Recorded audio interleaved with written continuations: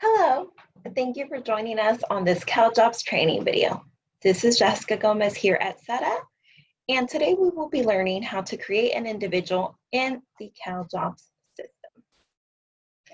Please note that to create an individual or to execute any type of activities in the CalJOBS system, you must have login credentials to access your own particular staff account.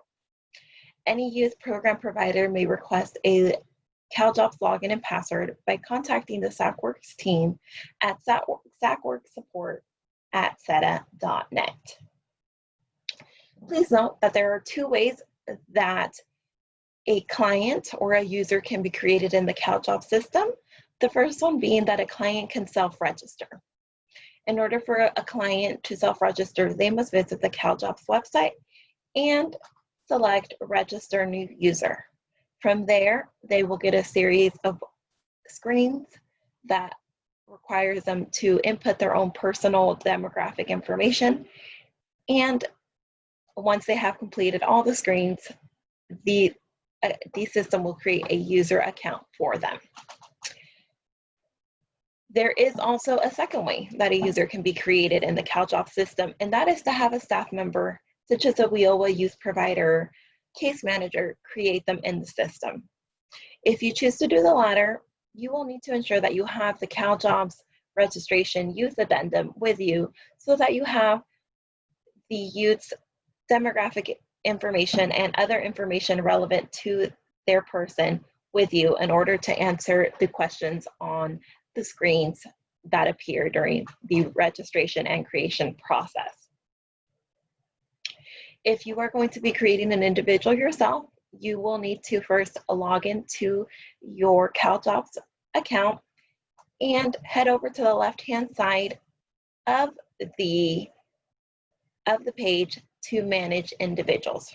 From there, you want to click on one of the little down arrows and you are going to get a list of quite a few options. You will select Create an Individual. Create an individual is the option that you need to select in order to create an account for a user. Once you select Create an Individual, the system will pop up the first of many screens requiring information.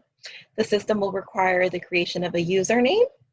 Please be mindful that the system only allows particular characters, so please read the blue text in order to ensure that the system allows your username. Also, please note that the system also uses red asterisks next to section headings to denote which sections are required and cannot be left blank. If you leave a required section blank, the system will not allow you to proceed to the next screen. A password must be created. The system will tell you whether or not the password created is a strong or weak password. The system also requires a security question and a security question response.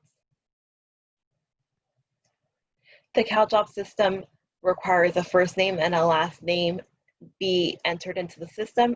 Entering middle initials is optional. You will need to enter a residential address and a mailing address for the user. If the user's residential address and mailing address are the same, please select Use Residential Address to denote so. Each user needs to have at least one primary phone number in the system. Please enter it here. The CalJOBS system will require entry of social security numbers. You must enter the social security number as a continuous number as shown here. Please omit any dashes. Primary location information must be entered. Email addresses must be entered and confirmed. And demographic information including date of birth, age, sex assigned at birth, and information regarding whether or not the user is required to register with the selective service and or if they have registered must also be entered. The system will ask what the preferred notification method is and where the site is being accessed. You can go ahead and select One Stop Center. The system will inquire about citizenship status. This is a drop-down menu, so you can select the option most applicable to your user. The system will ask if you wish to disclose a disability. You can select the most appropriate answer for this particular user and answer the follow-up questions down below.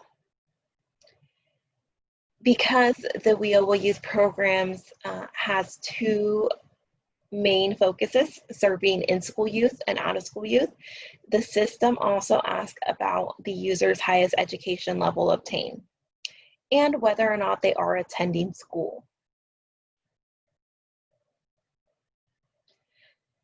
It is very important that you provide employment information for the user you are creating. In this particular example, the user we are creating has never worked, thus we selected never worked. As they have never worked, we have also selected have never worked in the section asking about the type of business worked in. And because they have never worked, they have also never applied for unemployment. So we have selected neither claimant nor exhaustive for this question. And for the most part in youth programs, this will be the selection you make most of the time. The system will ask whether or not the user is currently looking for work. You always want to ensure that you select yes.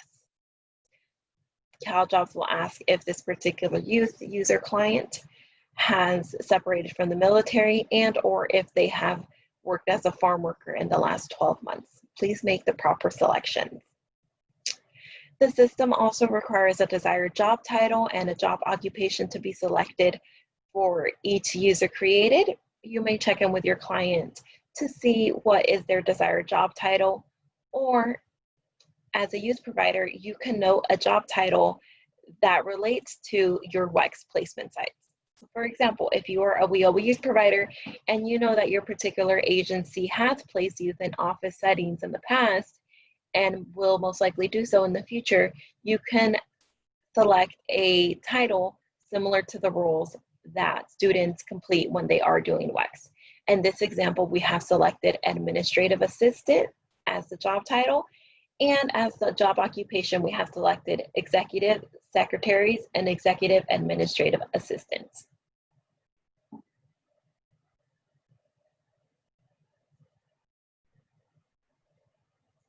The system will also ask information about ethnic origin. You can select I do not wish to disclose if you do not wish to answer this particular question. The system will ask if the user has limited proficiency in speaking, reading, or understanding English. Please be mindful to make the proper selection. Please be mindful that if you have an English language learner, that you select the most proper selection as well. The system will ask about military service, whether or not this particular individual is a veteran, and will have follow-up options. Last but not least, the final screen and the CalJOBS registration creating a user process is that section of public assistance. It will ask whether or not the user has received or has applied for any of the following public assistance programs. Please make sure to consult the youth addendum to insert or select the most applicable answer. Once you have done that, you will see the finish button here and you will click on it. The system will reload the web page and a screen such as the one here will appear. From here, you want to create the newly created individual or user. In this example, it is a youth by the name of Anita Job. And once you click on them, you will get another screen. The second screen will appear like this. And you will want to go over to the right-hand side of the screen under Staff Profiles to explore the Programs tab. The Programs tab is where you have the options to enroll this particular user into different programs. When you do create an individual, the system assigns them a Wagner-Peiser number. So under the Programs tab, once you've gone through the process, the only application you will see will be a Wagner-Peiser. You will also be able to see an application date. In this Programs tab is where you will subsequently create a WDD application for those youth that you wish to enroll into a WDD Youth program. And with that, we conclude this video. Thank you for tuning in. If you have any questions, please feel free to reach out to SETA. Please feel free to reach out to your assigned technical assistance support staff member and or email sacworksupport@seta.net. Thank you for tuning in. We hope this video has been helpful.